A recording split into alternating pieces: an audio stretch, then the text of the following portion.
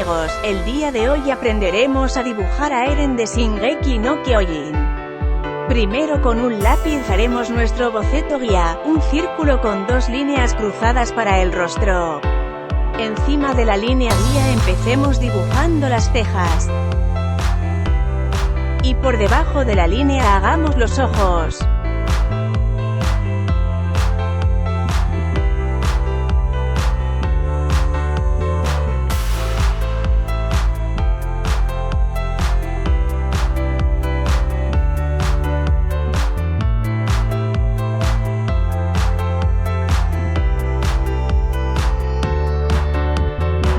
Hagamos varias líneas para las marcas de expresión.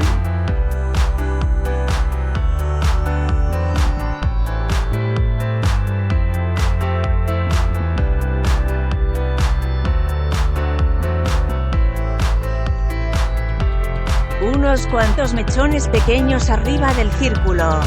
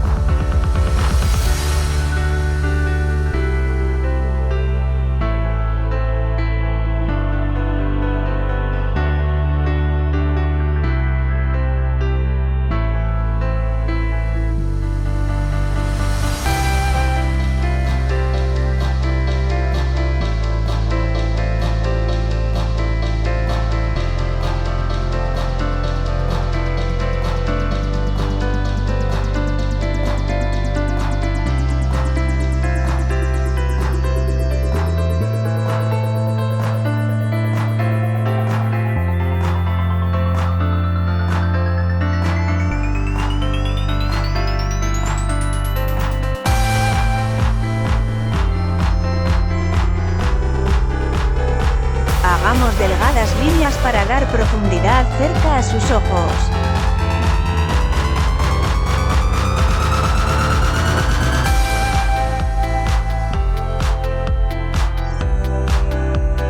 Por último y con cuidado borraremos el boceto guía.